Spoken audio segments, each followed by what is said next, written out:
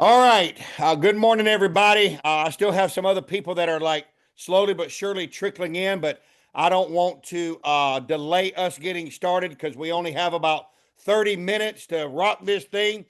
Uh, Bruce, excited to have you with us this morning, sharing the psychology of sales. I know you and I talked about this, I don't know, last week, 2 weeks ago, or whatever, and really excited about being able to share this. I think sometimes we forget.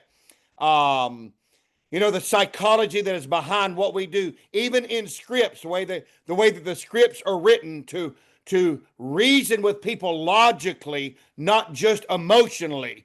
And some decisions are made based on emotion, and some decisions are based on logic, and you have to understand the difference and glean on both. So I don't want to get into your presentation this morning. I'm going to let you take the lead on this. I'm going to shut my big fat mouth, mute my mic, and I'll let you have it, baby. Let's go. Good morning. Good morning, everybody. You're tuned in to, of course, the agency's weekly trainings. Want to thank you all for being on here today. One of the most essential pieces of our business is sales. All right, and not just in our business, but in our personal lives as well. I mean, this is one of those things that for many of us that came onto this opportunity. Some of you were like, "Man, I've never done sales. I've never really been in that type of work." But honestly, you have, right? And the reason why I say that is because 80% of what we do is psychology. Whenever even those little conversations you have with people that you know and you love and you trust, let's say you've got a good friend you're trying to, of course, invite to some sort of an event that's going on, maybe one last game on the Xbox or whatever that is that you had, or maybe those are the things that go on in our day-to-day lives that we never really thought about uh, on how it's part of the whole concept that we're talking about here today. So we really wanted to open up the mindset and the understanding of psychology of sales. And so let's get started.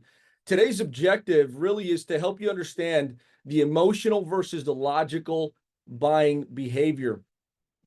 And so one of the biggest things that I really also want to point out to you is, of course, the importance of building trust and influence effectively. Following that,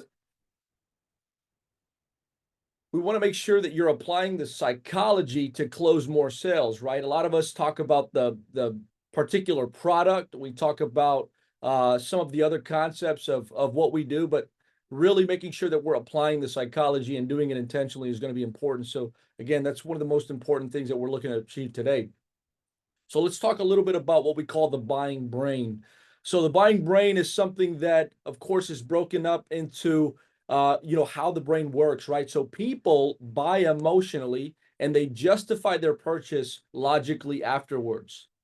All right. So they're going to make the first decision on the purchase they make based on how they felt about it. And then, of course, the following days or the following, minutes to hours after they made that decision, they start to say, okay, this is why I bought it. This is the logical reasoning behind it. And of course, it all starts to work collectively, but that emotional side is where it all starts. Now, there's three layers to how the brain works in getting through this process. Number one is going to be emotional. You've got social and you've got rational, right? So your emotional side is basically the desire, any kind of fear. We're going to talk a little bit more about that, but social is maybe having referral, right? Emotional, they're looking at existing customers, referrals, just that.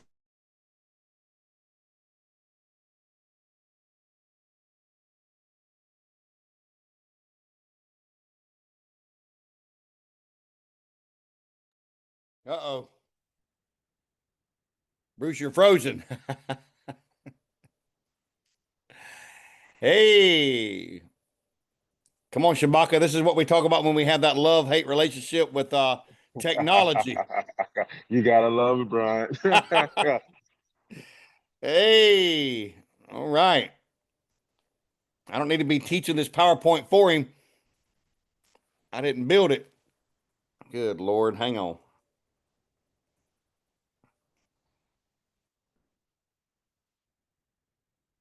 Oh, Let's see if I can get him. Let's see if we can get him back on the phone. Yo. Yo, you got to pay your internet bill, man.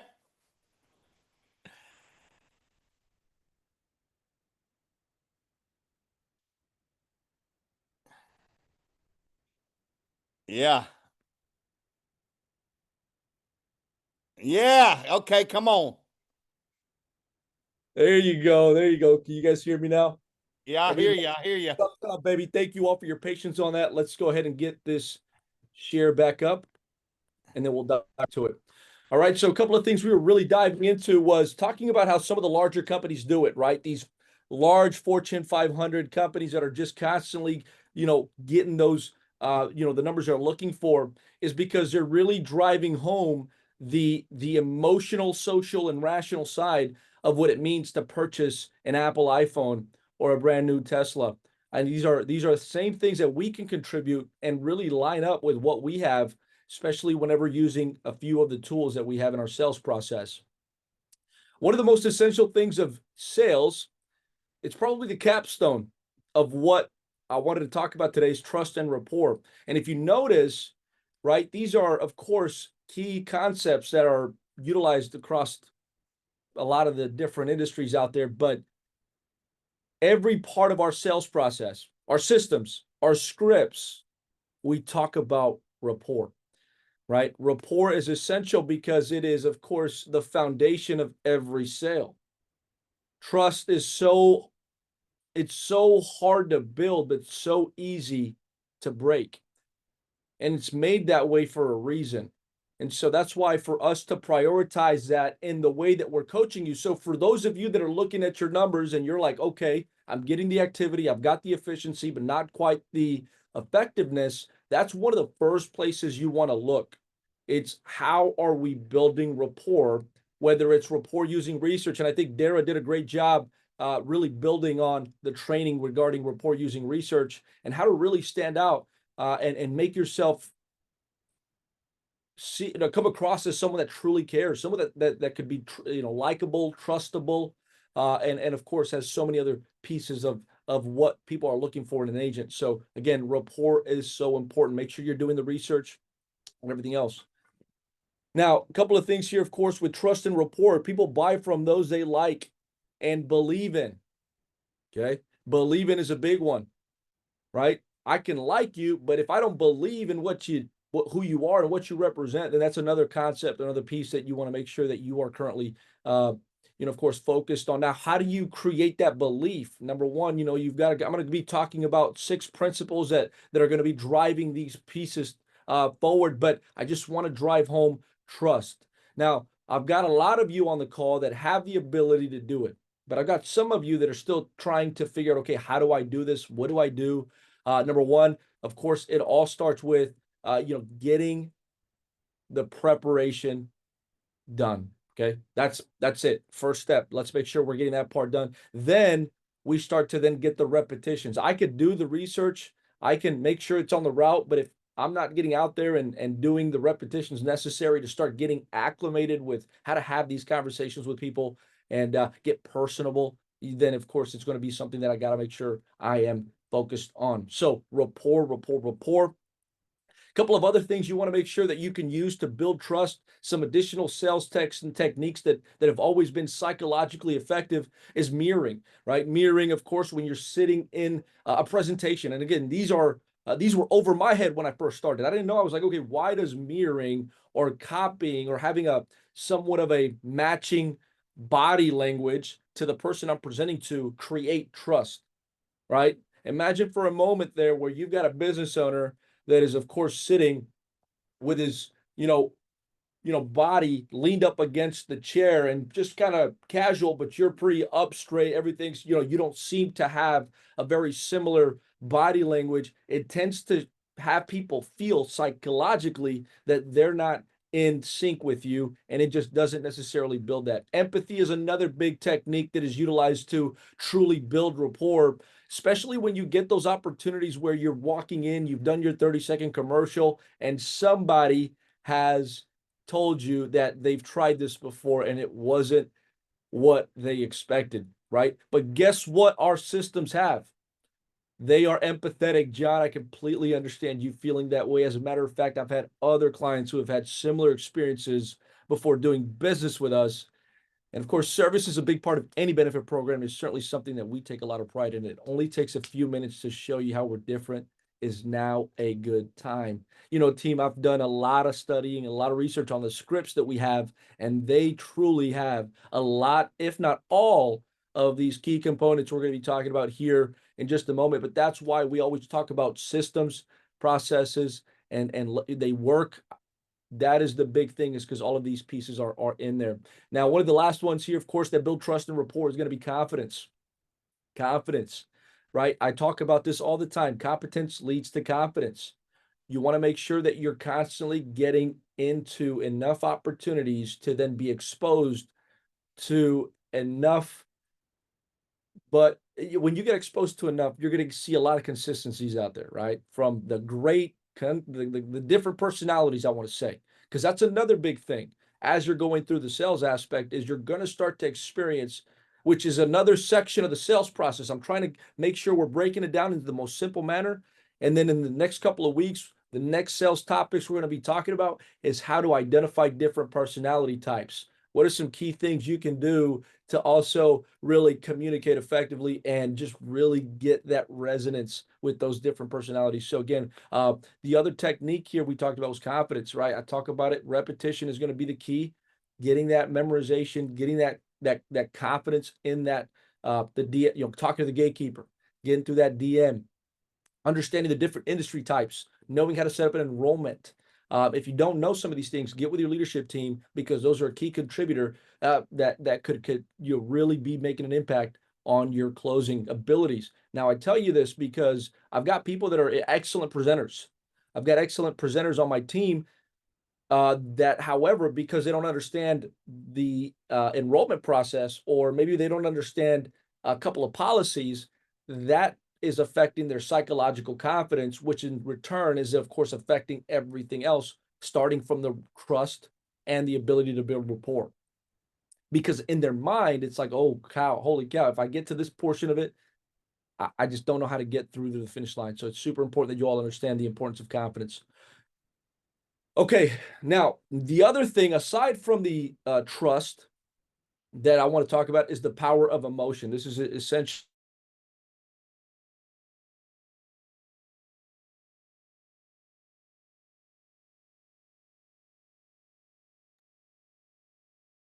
Hey, round two.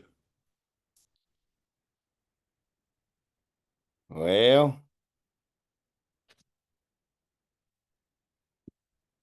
how long did it take him last time? Let's see if we can set a new record.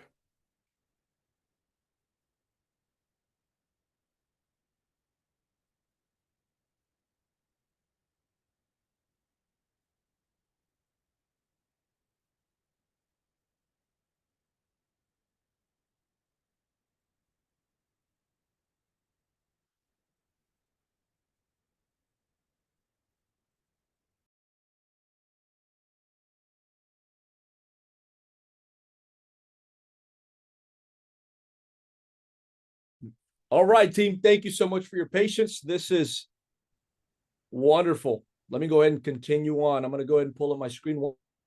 Thank you so much. Let's go ahead and rock it out. So again, emotions. What do we do, right? So now let me give you an example of some of the things in our scripts that have these business owners experience emotion. Right now, John, I'm sure you would agree that relieving the financial stresses off of one of your employees suffering a critical illness such as this one would be regarded as a great benefit. Wouldn't you agree? Right? These transitions and tie downs that are part of our presentation could be the missing link in why we're not getting the decision maker to make a decision to close on the case at that time of presentation. Right? And you've got to be asking yourself, what emotions am I generating?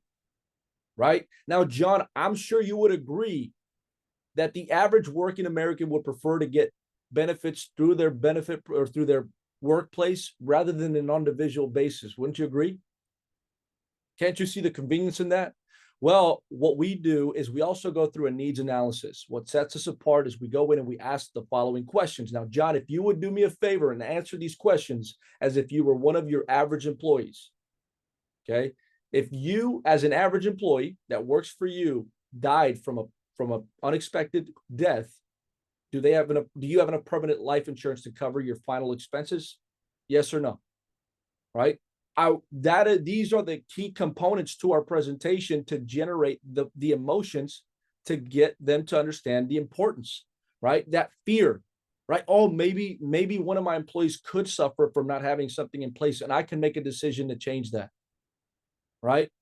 Right. Or I can say, hey, John, I was looking at your current benefit, the benefits fact sheet we just covered. I noticed you don't have enough participation. You're not quite getting the benefits of your benefit packages because of the lack of participation that most employers are getting that are working with me.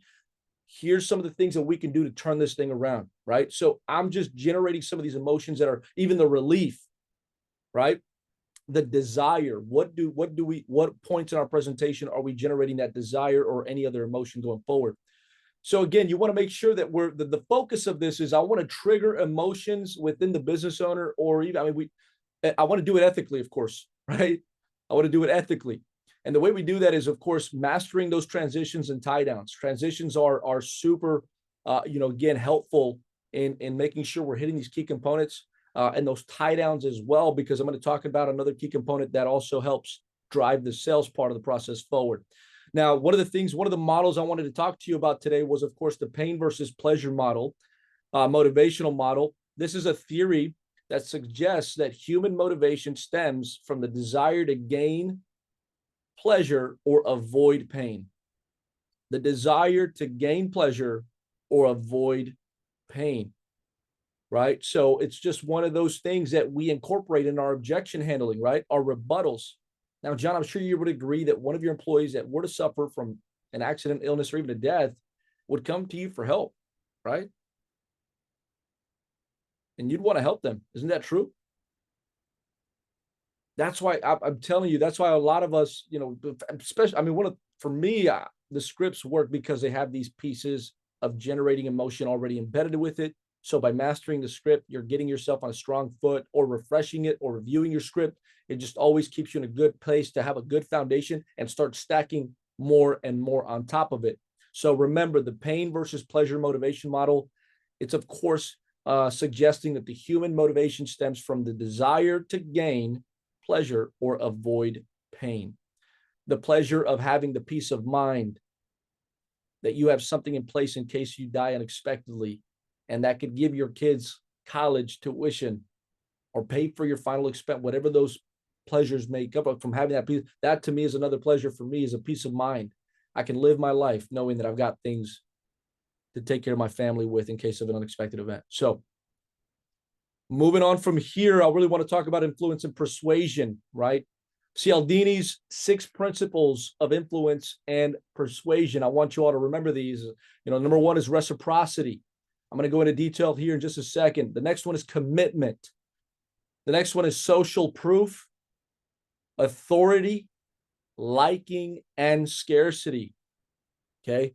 So these are some key components you need to have in being able to generate influence and persuasion within your presentation or in your follow-up strategies to help yourself continue to move your goal or your results in the coming weeks or going into the next year as well.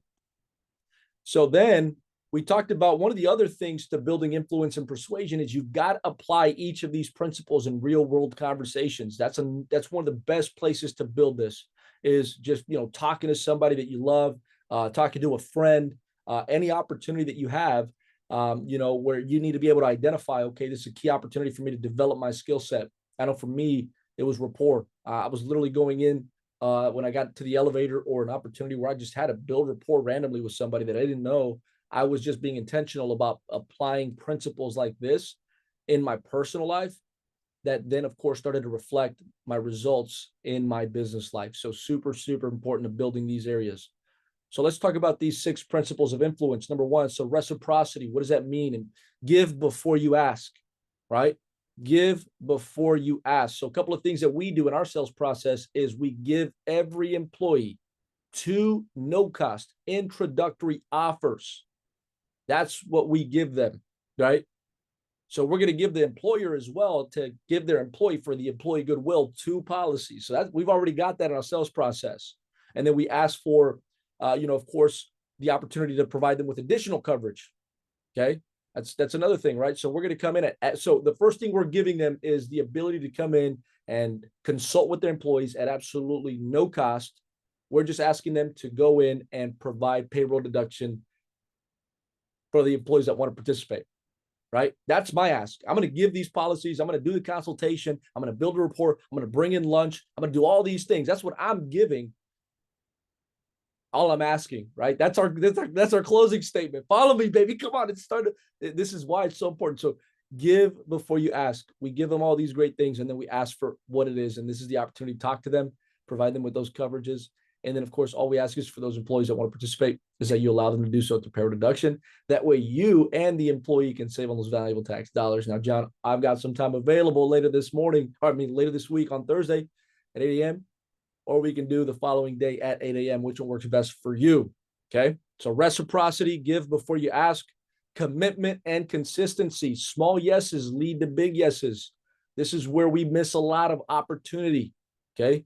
If I'm going in and I'm not using my tie downs, okay, or my transitions, right? Make sure you're brushing up on those. Those are super powerful. You want to get them to get those small yeses throughout the presentation because it will lead to the big yes at the end. Trust me. Trust me on this. We need that commitment, those small commitments, right? Now, John, I'm sure you would agree that offering this to your employees would be considered a great benefit, right?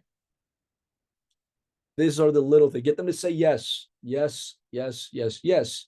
John, I'm sure you would agree. It feels a little uncomfortable at first because you're like asking a lot of these reassuring questions, but that is the psychology that we cannot overlook. So please, please, please, team, let's take this up a notch. Let's make sure we're getting these yeses throughout the presentation and watch the process work for you. Next one, social proof, right? This is proof that people are following you, okay? Make sure that your presentation has examples of clients you currently work with, right? Make sure you've got examples of claims you've made in the past, or maybe you've had a personal experience with insurance and what it did for you, or maybe something you may not have had when something. I mean, these are all great opportunities to have that social proof that what you have is definitely trustworthy. Okay, I'm talking, social media presence. That was one for me. I mean, social proof. I mean, nowadays you can set up an appointment with a business owner. They'll jump on your LinkedIn. They'll go on your Facebook. They're like, okay, who did I just set up an appointment with? People do this, and that's just something that, of course, something to keep an eye on. So social media is another one as well. Authority. All right, having that authority. And what I mean by that, it's not telling them what to do. It's just basically showing that you have the expertise on what you're talking about. This is going to build the trust. And it talks about, this is why it's one of the key principles of building your sales results, because business owners like to work with people that know what they're talking about. So make sure you're going into there. A couple of things here, liking. So people, there's another key principle. People buy from those they like. It's been that way. It's that way now. It's been that way forever. And I don't see it going anywhere. So just make sure you're going in and you're being intentional, right? I tell this just as a quick rule of thumb. In order for you to come across as interesting, all you have to do is show that you're interested. Do the research, ask a couple of questions that are relevant to the research, and watch the magic happen. So make sure you're all focused on that as well. And then lastly, scarcity, right? Exclusivity, right? Exclusivity. This is something that is so important, okay? Now, before we get started, this is something so small that people always just miss. Did you know before you start the benefits fact sheet, the first transition that I go into that is on the script is, John, before I get started, I just have a couple of questions to make sure your business qualifies. So in the process of me going through the benefits fact sheet, there's that level of scare, like, oh man, I don't know if I qualify. I don't want to miss out on something that I could qualify for. Baby, come on, and then at the end, now, John, great news. Based on your responses here, man, your business qualifies. I've got a couple of things that we can do to fill some of these needs here. Let's go ahead and get started. This is what I'm talking about. Little things aggregated over time frame will definitely bring results in our sales, 100%. A couple of things I wanted to point out when overcoming objections here.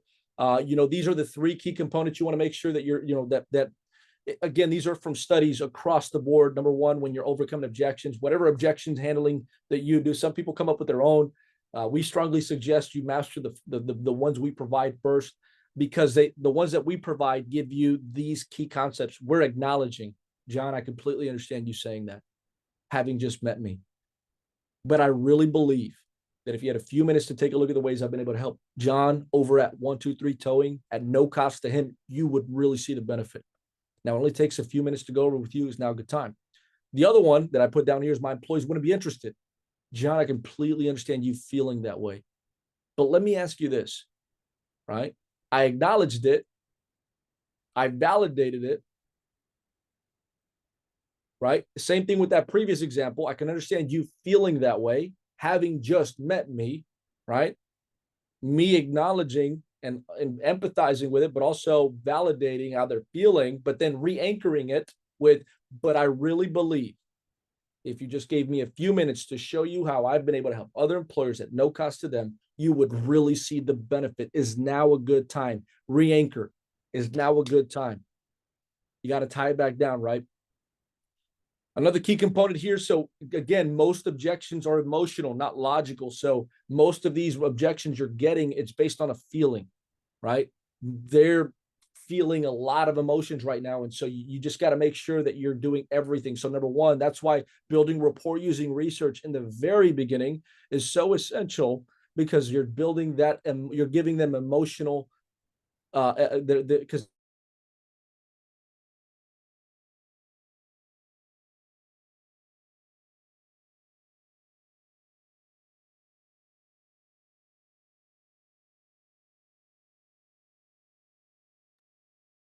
I didn't do it.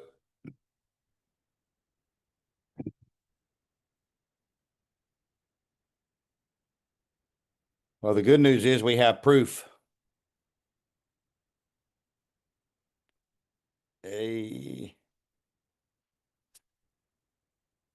Well, I'm sure he'll be reconnected in a second. While he's getting back reconnected, I thought a minute ago I'd taken some notes earlier. Oh, he's out. He'll be right back in. Be right back with you like a commercial break. Whoa, come on, team. Thank you so much for your patience. I think it's this Florida insurance. I mean, this Florida internet out here. It's just not quite the standards that it was back in Missouri. I've got to have some conversations, but I promise we're gonna keep bringing this home here, team. Okay, things here want to make sure you all understand is make sure you understand the emotional foundation that these objections are coming from. You may be getting a lot of objections because there's still a lot of a lot of things going on the emotional side. So giving them that clarity by building rapport using the research, explaining why you're there, handling those objections according to these steps. This is super, super important. One example here is employers feel like their employees wouldn't be interested. They feel that. They may not be right, but based on their emotions, that is what they are going to make a decision off of. So we've got to do everything based because of the systems. That is why we structured the systems the way they are, to help alleviate these things from coming up. Okay. I know we're right at that 8 o'clock hour. So I just want to make sure we're going to go through this here. One of the other examples is I need to think about it. Feel, felt, found, right?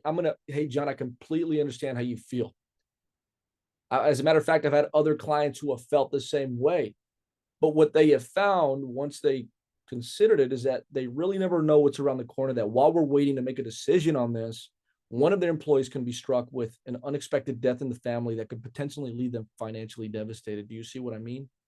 So let's do this, right? Re-anchor that puppy down and let's get this thing moving forward.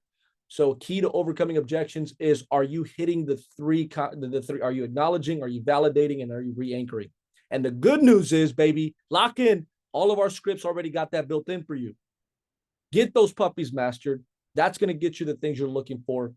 And that's what's going to help move the needle in the sales side of it. Okay. A couple of things also. Closing the sale. My favorite line. Closing the sale, baby. Woo! I'm fired up. Just hearing that gets me going. All right. Let's go. Number one, create small commitments early. Don't forget it. You got to get the small yeses throughout the presentation. Okay.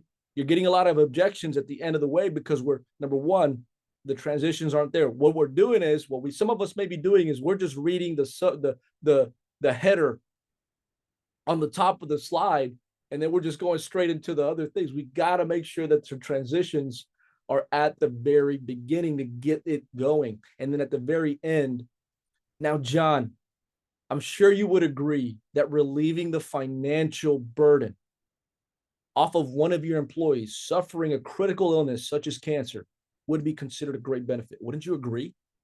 Come on. That sounds like a closing statement to me. All right.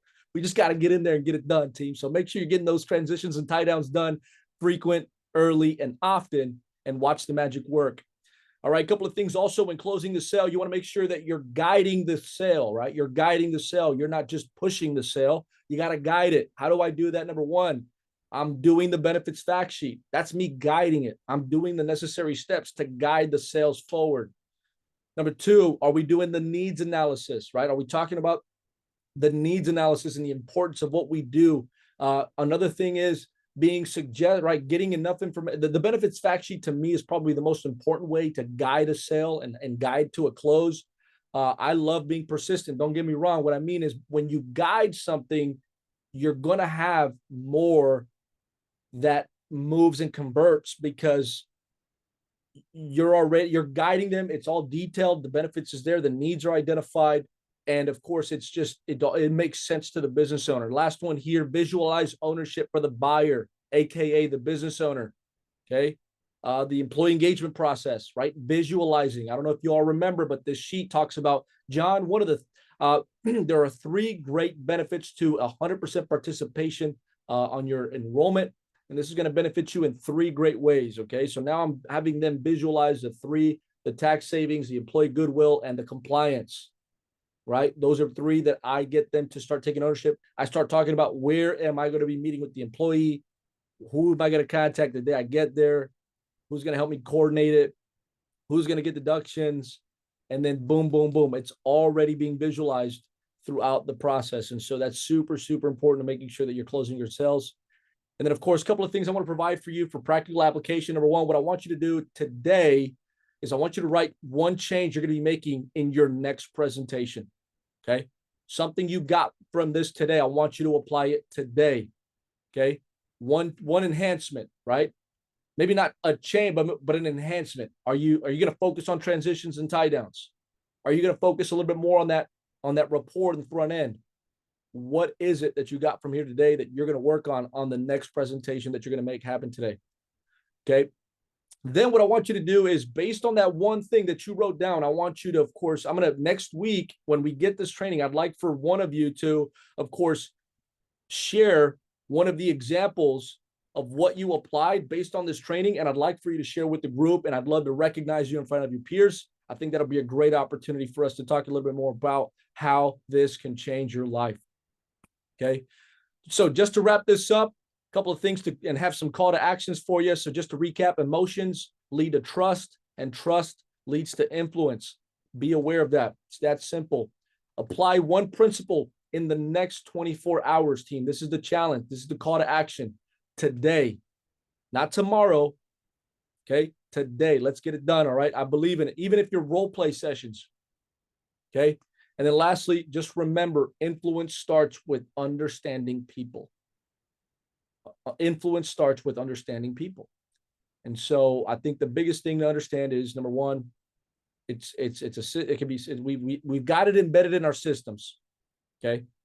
Everything we talked about here today is already embedded in our systems. If you need to get that repetition going, and I promise you it's going to be awesome for you. So thank you all for your patience. It's 8:06. I'm going to pass it back to Brian. All right, Bruce, thank you so much for that. Guys, powerful stuff there. Of course, this will be on our YouTube channel later today. I'll send it out to the leadership team. If you want to go back through, rewatch it, pick up anything that you may have missed in the process. I had 2 things that I wanted to bounce off of, and I think this is going to speak to everybody on this call. When he talks about that emotional buy, how many of y'all find yourself scrolling through someplace on social media late at night, and 2 weeks later something shows up at your door that you forgot you ordered from an emotional decision you made at midnight. That's happened to me several times because they're constantly putting things in front of you, grabbing your attention, thinking of something that you need, and before you know it, you're making a purchase online from somebody you've never met. Where does that trust come from? That trust comes from the history of the internet being a place of information. That's truth. That's truth. When we know deep at our core, it's not always truth. So that was one of the things that really stood out to me when you were talking about emotional buying, Bruce. And then the other thing he mentioned earlier about gaining that confidence and being the expert in your field, getting those reps in. This is why we talk about role playing between every stop. Double your reps by not only getting your walk-in done and your gatekeeper script and your DM script, but also make sure you're getting those reps between each stop so you're doubling your reps, which means you're going to be gaining it twice as fast and getting the results even quicker. So besides that, guys, thank you. Crush today. Make Thursday great, and we'll catch you next week.